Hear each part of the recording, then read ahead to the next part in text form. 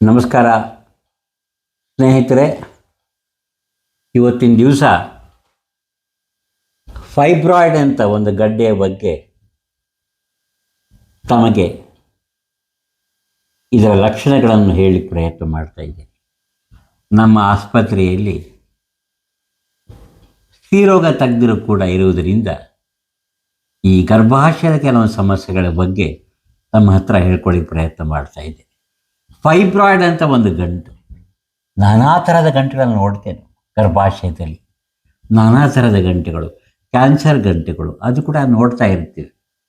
ಈ ಫೈಬ್ರಾಯ್ಡ್ ಅಂದರೆ ಇದೊಂಥರ ಕ್ಯಾನ್ಸರು, ಆರ್ಬದ ರೋಗವೋ ಅಲ್ಲ, ಖಂಡಿತ ಅಲ್ಲ. ಇದೊಂದು ಗಡ್ಡೆ. ಇದಕ್ಕೆ ಲಿಯೋಮಯೋಮಾ ಅಂತ ಕೂಡ ಕೆಲವರು ಹೆಸರಿಡ್ತಾರೆ.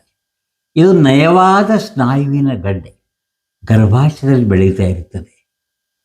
ಲಕ್ಷಣ ಏನಾದರೂ ತೋರುತ್ತದೆ. ಇದು ಹಲವರಿಗೆ ಒಂದಿನೀತೂ ಲಕ್ಷಣ ಇರೋದೇ ಇಲ್ಲ, ಏನು ಲಕ್ಷಣ ಇಲ್ಲ. ಫೈಬ್ರಾಯ್ಡ್ ಅವರಲ್ಲಿ ಇರ್ಬೋದು ಗರ್ಭಾಶಯದಲ್ಲಿ, ಅವ್ರಿಗೆ ಗೊತ್ತಾಗೋದಿಲ್ಲ. ಇನ್ನು ಹಲವರಿಗೆ ವಿಪರೀತವಾದ ನೋವು, ಹೊಟ್ಟೆ ನೋವು, ಬೆನ್ನು ನೋವು, ಕಿಬ್ಬೊಟ್ಟೆ ನೋವು, ಈ ಥರ ನೋವು ಕಂಡು ಬರ್ಬೋದು. ಇನ್ನು ಕೆಲವೊಮ್ಮೆ ಈ ಸ್ನಾಯುದ ಗಡ್ಡೆ ಫೈಬ್ರಾಯ್ಡ್ ಅಂತ ಏನು ಹೇಳ್ತೇವೆ, ಮೂತ್ರಕೋಶದ ಮೇಲೆ ಹೆಚ್ಚಿನ ಒತ್ತಡ ಹಾಕಿದಾಗ ಪದೇ ಪದೇ ಮೂತ್ರ ವಿಸರ್ಜನೆ ಕೂಡ ಉಂಟಾಗ್ಬೋದು. ನಮ್ಮ ಸ್ತ್ರೀರೋಗ ತಜ್ಞರಲ್ಲಿ ಒಂದು ಮಧ್ಯ ವಯಸ್ಕರ ಹೆಣ್ಮಗಳು ಬಂದಿದ್ದು. ಡಾಕ್ಟ್ರೇ ನೋಡಿ, ನಾನು ಪದೇ ಪದೇ ಮೂತ್ರ ವಿಸರ್ಜನೆ ಆಗ್ತಾಯಿದೆ, ನನಗೆ ಸಕ್ಕರೆ ಕಾಯಿಲೆ ಇದೆ ನೋಡಿ, ಡಯಾಬಿಟಿಸ್ ಇದೆ ನೋಡಿ ಮೇಡಮ್ ಅಂತ ಬಂದರು. ಪಾಪ, ಯಾಕೆಂದರೆ ಅವ್ರ ತಂದೆ ತಾಯಿ ಇಬ್ಬರಿಗೂ ಸಕ್ಕರೆ ಕಾಯಿಲೆ ಇತ್ತು. ಸ್ತ್ರೀರೋಗ ತಜ್ಞನ ಪರೀಕ್ಷೆ ಮಾಡಿದಾಗ ಡಯಾಬಿಟಿಸ್ ಇಲ್ಲ, ಸಕ್ಕರೆ ಕಾಯಿಲೆ ಇಲ್ಲ, ಇದ್ದದ್ದು ಫೈಬ್ರಾಯ್ಡ್ ಕಾಯಿಲೆ. ಸ್ನೇಹಿತರೆ, ಇದು ಪರೀಕ್ಷೆ ಮಾಡಿದ ವೈದ್ಯರಿಗೂ ಸೋಜಿಗೆ ತಂದಿತ್ತು. ಅದಕ್ಕಿಂತ ಹೆಚ್ಚಾಗಿ ಪಾಪ ಮಹಿಳೆ ಸಕ್ಕರೆ ಕಾಯಿಲೆ ಇದೆ ನೋಡ್ಲಿಕ್ಕೆ ಬಂದೊಳಗೆ ದೊಡ್ಡ ಗಾತ್ರದ ಫೈಬ್ರಾಯ್ಡ್ ಗಂಟು ಗರ್ಭಾಶಯದಲ್ಲಿ ಇದ್ದದ್ದು ಕಂಡು ಬಂತು. ಆಮೇಲೆ ಸ್ತ್ರೀರೋಗ ತೆಗೆದರು, ಶಸ್ತ್ರಚಿಕಿತ್ಸೆ ಮುಖಾಂತರ ಅದನ್ನು ಹೊರ ತೆಗೆದ್ರು. ಈಗ ಚೆನ್ನಾಗಿದ್ದಾರೆ, ಆ ವಿಷಯ ಬೇರೆ. ಆದರೆ ನಿಮ್ಗೆ ಏನು ಹೇಳಲಿಕ್ಕೆ ಪ್ರಯತ್ನ ಮಾಡ್ತಿದ್ದಾರೆ ಅಂದರೆ, ಈ ಫೈಬ್ರಾಯ್ಡ್ ಗಂಟು ಗರ್ಭಾಶಯದ ಸ್ನಾಯು ಗಡ್ಡೆ ಯಾವ ರೀತಿಯಿಂದ ತೋರ್ಪಡಿಸಬಹುದು ಅಂಥೇಳಿ ಅಮಾಯಕರಿಗೆ ಗೊತ್ತಿರಬೇಕು. ಇನ್ನು ಕೆಲವೊಮ್ಮೆ ಅಕಾಲಿಕವಾದ ಹೆರಿಗೆ ಕೂಡ ಆಗ್ಬೋದು. ಫೈಬ್ರಾಯ್ಡ್ ಗಂಟು ಇದ್ದಾಗ ಗರ್ಭ ಧರಿಸೋದೇ ಕಷ್ಟ. ಅಕಸ್ಮಾತ್ ಗರ್ಭಧಾರಣೆ ಆಯ್ತಂದರೆ ಕೆಲವೊಮ್ಮೆ ಗರ್ಭಪಾತ ಆಗ್ಬೋದು, ಅಕಾಲಿಕ ಹೆರಿಗೆ ಉಂಟಾಗ್ಬೋದು. ಎಷ್ಟೋ ಸರತಿ ಅಬಾರ್ಷನ್ ಆದ ನಂತರ ಕೆಲವರು ಗೊತ್ತಾಗ್ತದೆ, ಓಹೋ ನನ್ನ ಗರ್ಭಾಶಯದಲ್ಲಿ ಫೈಬ್ರಾಯ್ಡ್ ಇದೆ, ಆದ್ದರಿಂದ ನನಗೆ ಅಬಾರ್ಷನ್ ಆಗಿತ್ತು ಅಂತ. ಇನ್ನು ಹಲವರಿಗೆ ಲೈಂಗಿಕ ಸಂಭೋಗ ಮಾಡುವಾಗ ವಿಪರೀತವಾದ ನೋವು ಕಾಣಿಸ್ತದೆ. ಬೆನ್ನು ನೋವಿಗೆ ನೂರಾರು ಕಾರಣಗಳು. ಆದರೆ ಸ್ತ್ರೀಯರಲ್ಲಿ ಬೆನ್ನು ನೋವು ಅಂದಾಗ ವಿಶೇಷವಾಗಿ ಸಂತಾನೋತ್ಪತ್ತಿ ವರ್ಷಗಳಲ್ಲಿರುವ ಸ್ತ್ರೀಯರಿಗೆ ಬೆನ್ನು ನೋವು ಇದ್ದಾಗ ಫೈಬ್ರಾಯ್ಡ್ ಇದೆಯೋ ಹೇಗೆ ಅಂಥೇಳಿ ನಾವು ಪರೀಕ್ಷೆ ಮಾಡಲಿಕ್ಕೆ ಬೇಕಾಗ್ತದೆ. ಎಷ್ಟು ಫೈಬ್ರಾಯ್ಡ್ ಇರ್ತದೆ? ಒಂದೇ ಒಂದು ಇರ್ಬೋದು. ಇನ್ನು ಕೆಲವೊಮ್ಮೆ ಹಲವಾರು 2, 3, 4, 5 ಫೈಬ್ರಾಯ್ಡ್ ಗಂಟು ಕೂಡ ಗರ್ಭಾಶಯದಲ್ಲಿ ಕಂಡು ಬರಬಹುದು. ಯಾವಾಗ ಆಗ್ತದೆ, ಯಾರಿಗೆ ಆಗ್ತದೆ? ಮಧ್ಯ ವಯಸ್ಕರಿಗಾಗಬಹುದು, ಸಂತಾನೋತ್ಪತ್ತಿ ವಯಸ್ಸಲ್ಲಿರುವ ಹೆಣ್ಣುಮಕ್ಕಳಿಗೆ ಗೋಚರಿಸಬಹುದು ಇದು. ಇನ್ನು ಕೆಲವರು ಬೇಗನೆ ಋತುಮತಿ ಆಗ್ತಾರೆ ನೋಡಿ, ಸಣ್ಣ ವಯಸ್ಸಿಗೆ 10 ವರ್ಷಕ್ಕೆ 11 ವರ್ಷಕ್ಕೆ ದೊಡ್ಡವರಾಗ್ತಾರೆ ನೋಡಿ, ಅಂಥವರು ಫೈಬ್ರಾಯ್ಡ್ ಸಮಸ್ಯೆಗೆ ಒಳಗಾಗಬಲ್ಲರು. ಯಾರಿಗೆ ಫೈಬ್ರಾಯ್ಡ್ ಕಂಡು ಬರಬಹುದು? ಒಂದು, ಕುಟುಂಬದ ಇತಿಹಾಸ ಇದ್ದವರಿಗೆ, ಅವರ ತಾಯಿಗೋ ಚಿಕ್ಕಮ್ಮನಿಗೋ ದೊಡ್ಡಮ್ಮನಿಗೋ ಫೈಬ್ರಾಯ್ಡ್ ಗಂಟು ಕಾಣಿಸಿಕೊಂಡಾಗ ಈ ಮಹಿಳೆ ಕೂಡ ಕಾಣಿಸಿಕೊಳ್ಳಬಹುದು. ಬೊಜ್ಜು ಶೇಖರಣೆ, ಸ್ಥೂಲಕಾಯ, ನಿಮ್ಗೆ ಗೊತ್ತಿದ್ದ ಹಾಗೆ ಸ್ಥೂಲಕಾಯ ಅನೇಕ ಅಪಾಯಗಳಿಗೆ ಎಡೆಮಾಡಿ ಮಾಡಿಕೊಡ್ತದೆ.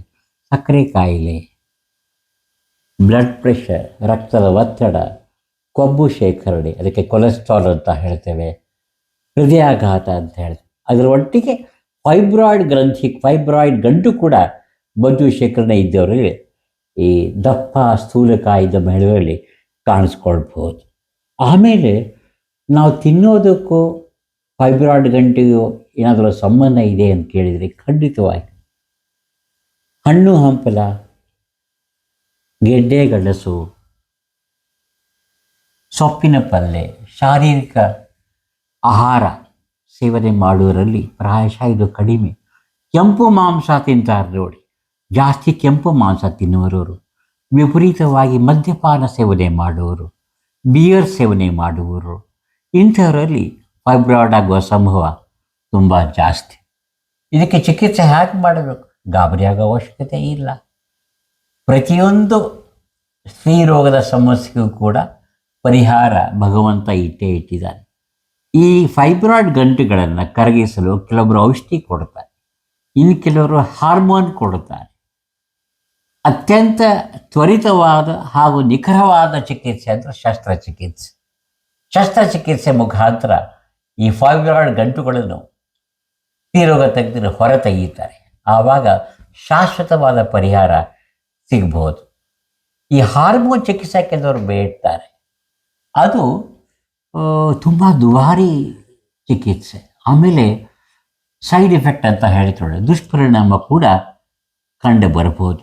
ಹಾರ್ಮೋನ್ ಚಿಕಿತ್ಸೆಯಿಂದ ಫೈಬ್ರಾಯ್ಡ್ ಗಂಟಿನ ಗಾತ್ರವನ್ನು ಕೂಡ ನಾವು ಕುಗ್ಗಿಸಬಹುದು.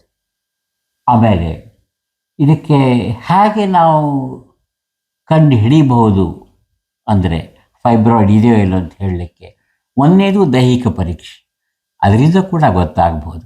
ನಿಖರವಾಗಿ ಗೊತ್ತಾಗೋದು ಅಂದರೆ ಅಲ್ಟ್ರಾಸೋನೋಗ್ರಫಿ ಅಂತ ಹೇಳ್ತೇವೆ, ಸ್ಕ್ಯಾನ್ ಮಾಡ್ತಾರೆ ನೋಡಿ, ಅದರಿಂದ ಕೆಲವೊಮ್ಮೆ MRI ಸ್ಕ್ಯಾನ್ ಅಂತ ಮಾಡ್ತೇವೆ, PET ಸ್ಕ್ಯಾನ್ ಅಂತ ಮಾಡ್ತೇವೆ, ಅದರಿಂದ ಕೂಡ ನಿಖರವಾಗಿ ರೋಗ ನಿದಾನ ಮಾಡಬಹುದು.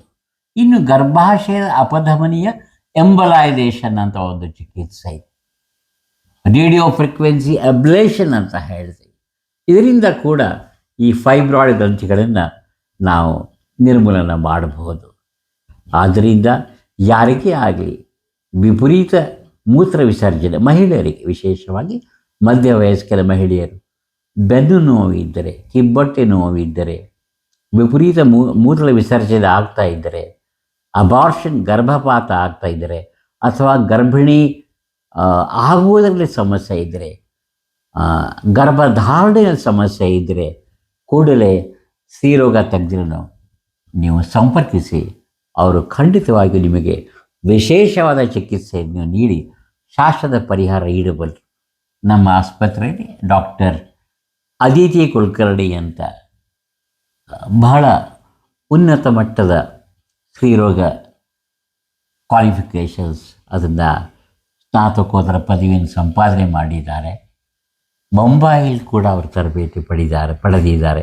ಅವರ ಜಂಗಮವಾಣಿ ಸಂಖ್ಯೆ ನಾನು ಬರೆದಿದ್ದೇನೆ ಕೂಡ, ಅದು 9632757591. ಇನ್ನೊಮ್ಮೆ ಹೇಳೋಣ, 9632757591. ಈ ಸಂಖ್ಯೆಯನ್ನು ಕರೆ ಮಾಡಿದರೆ ನಿಮಗೆ ಖಂಡಿತವಾಗಿಯೂ ಪರಿಹಾರ ದೊರಕುತ್ತದೆ. ಅಲಕ್ಷ್ಯ ಮಾಡಲಿಕ್ಕೆ ಹೋಗಬೇಡಿ. ಇದೊಂದು ಮೇಲ್ನೋಟಕ್ಕೆ ಸಾಮಾನ್ಯ ಕಾಯಿಲೆ ಅನಿಸಿದರೂ ಕೂಡ ಇದು ವಿಪರೀತ ಅಪಾಯವನ್ನು ಮಾಡಬಹುದು.